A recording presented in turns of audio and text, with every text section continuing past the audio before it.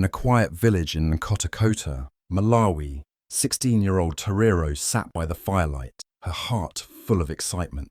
Tomorrow was the school's first ever dance, and she had waited so long for this day. Her friends had spent the afternoon braiding her hair, giggling and singing as they worked, their hands gentle and full of love. Tariro had no mother. She died giving birth to her, but her friends made her feel like she belonged. She had found an old dress in a wooden chest, faded but still beautiful, and it fit her just right. She twirled in front of the mirror, smiling softly, imagining the music, the lights, and the joy of dancing.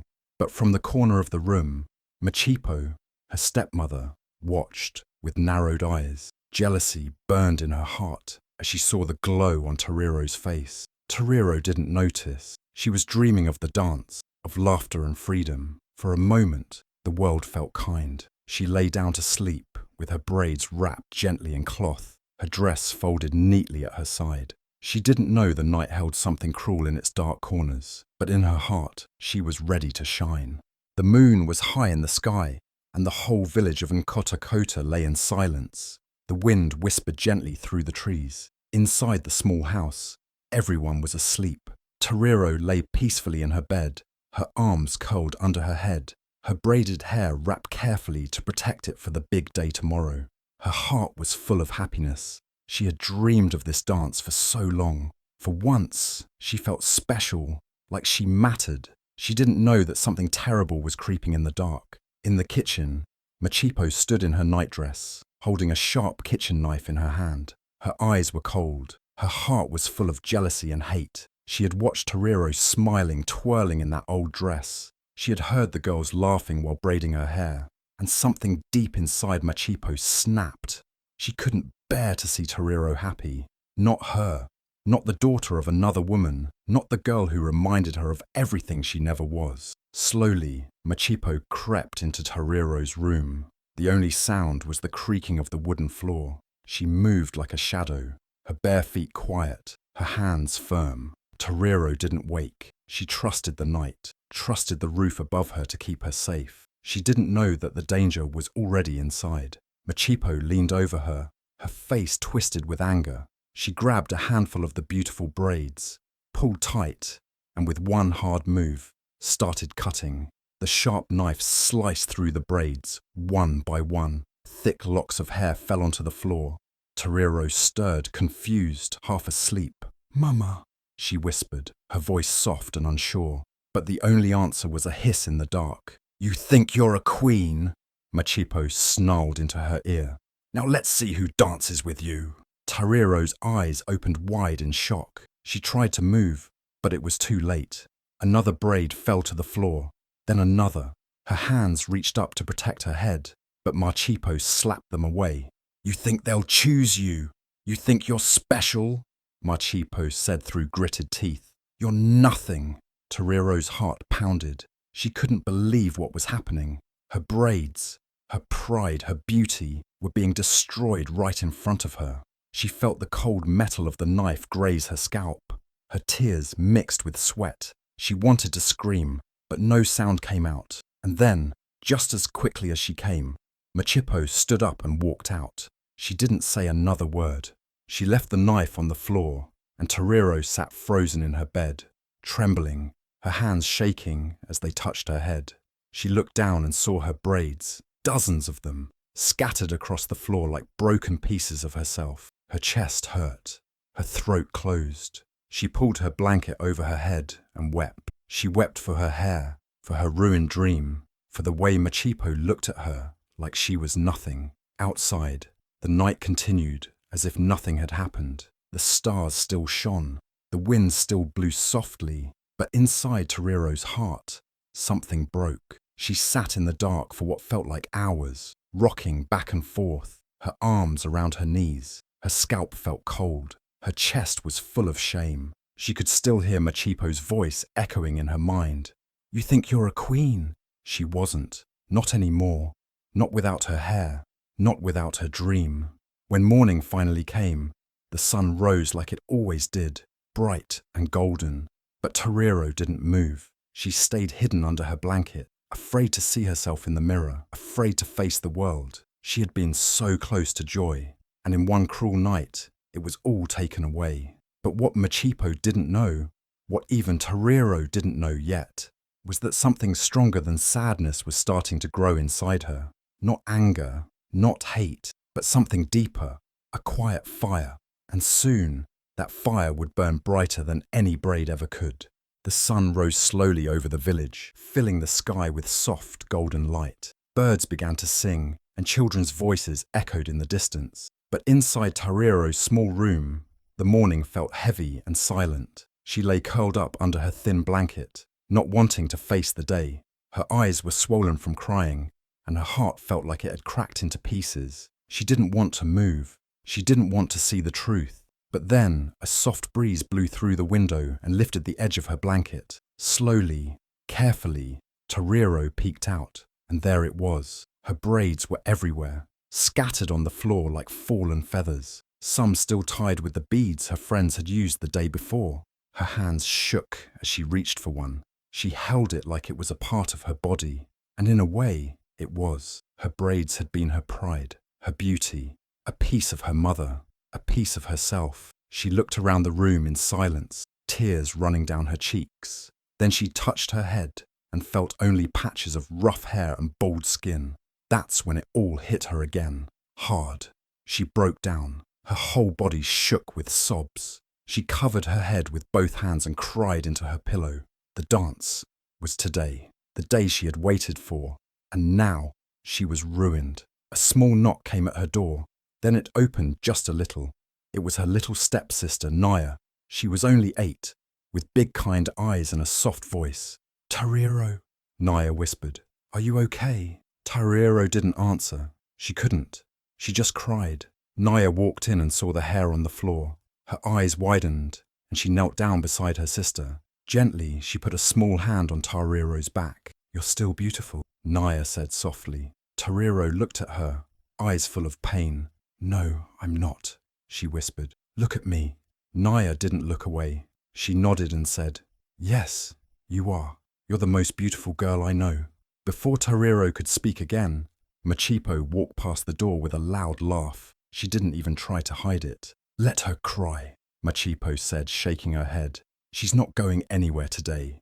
Not like that." Tariro sat up slowly, wiping her tears. Her heart was still broken, but her face began to change. Something in her eyes grew calm, cold but calm. "No," she said, her voice low but clear. "What?" Machipo stopped at the door. "I said no. I'm not staying home," Tariro repeated. She stood up, still holding one of her cut braids. "You did this to hurt me. You wanted me to hide, but I'm not going to hide." Machipo stared at her, surprised. "And what will you wear? What will you do? Go to the dance looking like that?" Tariro didn't answer. She turned back to her little sister. "Can you get Chiamaka for me?" she asked. "Tell her it's urgent." Naya nodded quickly and ran out the door, full of hope. Machipo scoffed and walked away, thinking Tariro was just trying to be brave. But deep inside, something had changed in the girl. The shame was still there, yes, but it was no longer in control. Her sadness didn't disappear, but it was no longer the loudest voice. She looked at the mirror. Her head was a mess, uneven, patchy, hurt, but her eyes, they had fire. She cleaned the floor slowly, picking up each braid one by one and placing them in a cloth. She folded it and placed it in a box. These were not just braids. They were battle scars now. Within an hour, there was a knock at the front door. Chiamaka, her best friend, stood outside, holding a small bag. Her eyes filled with tears when she saw Tariro's head, but she didn't cry. She hugged her tight and whispered, "We're not letting her win." And just like that, the healing began. Not with magic, not with perfect words, but with love, with hands that cared, with a friend who saw the queen even when the crown was stolen. Tariro was not going to let this morning be the end of her story. She would rise, and soon the world would watch her do it. Chiamaka looked at Tariro with deep sadness in her eyes, but also with love and strength. She sat down beside her, took her hand gently and said, "Tariro, you are still beautiful. You are still you." Tariro didn't answer at first. She kept staring at the floor, thinking about everything that had happened. Her braids, her dream, her hope, all taken in one cruel night. She touched her rough, uneven head and shook her head slowly. "How can I go to the dance like this?" she whispered. "Everyone will laugh at me." "No," Chiamaka said quickly. "They won't laugh. They'll stare, yes, but not because you're ugly. They'll stare because you'll look powerful." Tariro looked up, confused. "Powerful?" Chiamaka smiled and opened the small bag she brought. Inside was a beautiful handmade beaded headpiece shining with bright colours: red, gold, black and white. It wasn't just pretty, it was bold, it was royal. She also pulled out a long piece of bright Ankara fabric, the kind women wore proudly at weddings, celebrations and dances. "If they took your braids," Chiamaka said, "then we give you something even better, a new crown." Tariro's eyes filled with tears again, but this time, not just from sadness. Something inside her heart began to rise again. She reached out and touched the beads slowly, as if they held magic. And maybe they did. Not the kind of magic that fixes everything, but the kind that gives a girl the courage to stand tall again. Chiamaka stood and walked to the small bucket of water in the corner. "Come," she said softly. "Let's clean your head. Let's make you shine." Tariro stood up, her legs still weak, but her heart steadier. She sat down on a low stool, and Chiamaka dipped a cloth into warm water. With gentle hands, she wiped away the dry tears and the pain. Then, using a small razor from the bag, she carefully shaved the uneven hair, smoothing out the patches. Tariro closed her eyes and let her friend work, the warm morning sun now touching her face. When it was done, Chiamaka stepped back and smiled. "Look at you," she whispered. Tariro slowly opened her eyes and turned to the mirror. At first, she hesitated, but then she looked, really looked. Her head was bare, smooth and clean. No braids, no beads, no silk ribbons, just her. And yet, she saw something different in her reflection. Her eyes were sharp, strong. Her face was proud. She was not the same girl who cried into her pillow. She had become something else, something stronger.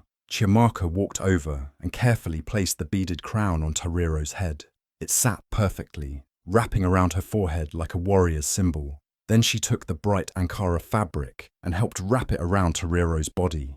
The colours danced in the sunlight. The fabric hugged her like a second skin, turning her into a queen. Tariro stood tall, looked in the mirror again, and for the first time that day, she smiled. It wasn't a big smile, but it was real. She nodded slowly.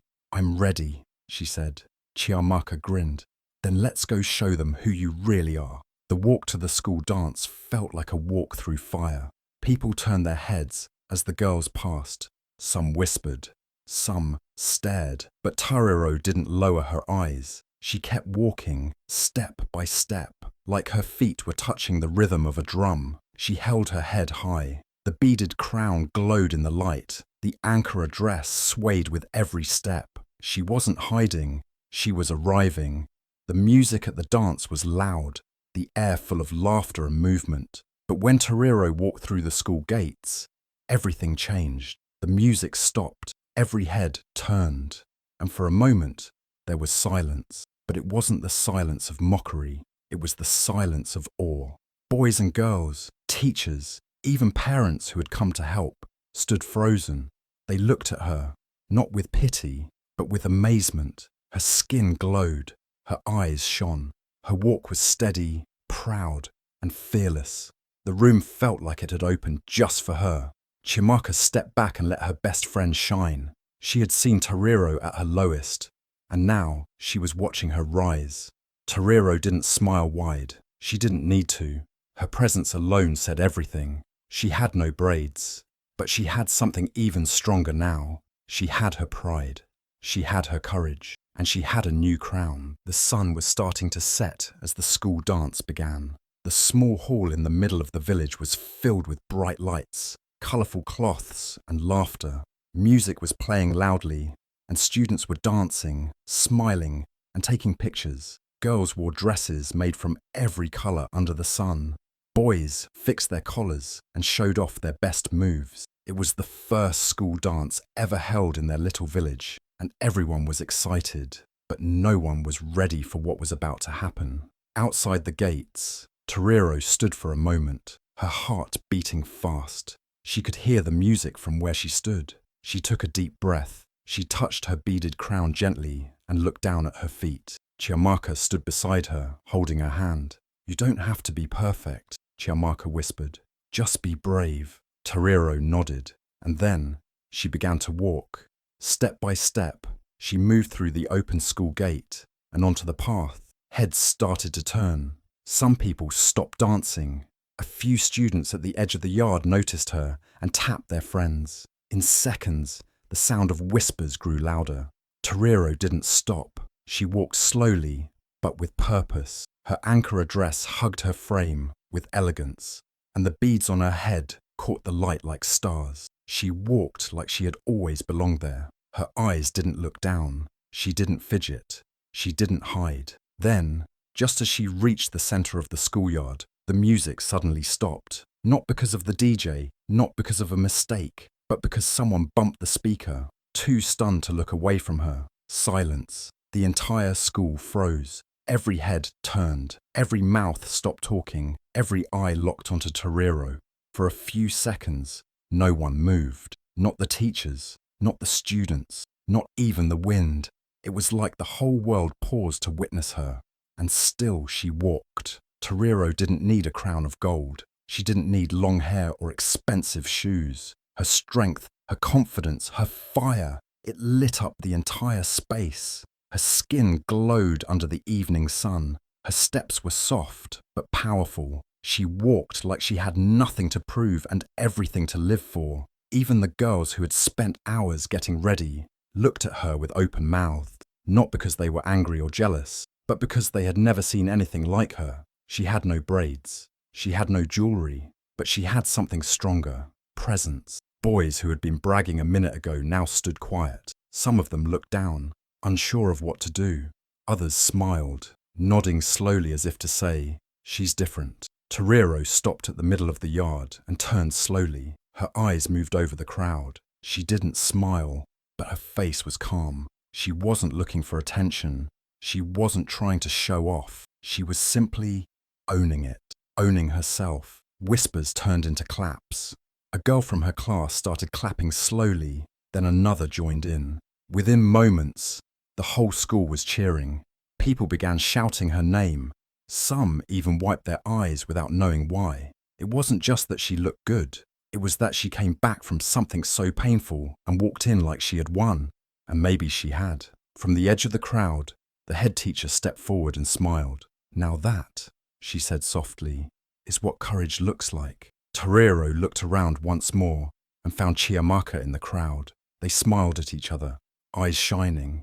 Everything they had done together, the pain, the healing, the preparation, had led to this moment. The DJ quickly recovered and played a soft, slow beat. It wasn't loud or crazy, just enough to fill the air with rhythm, but no one moved. Not yet.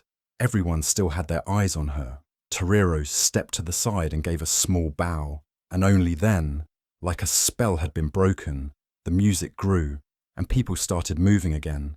But it wasn't the same. Now girls stood taller. Boys looked more thoughtful.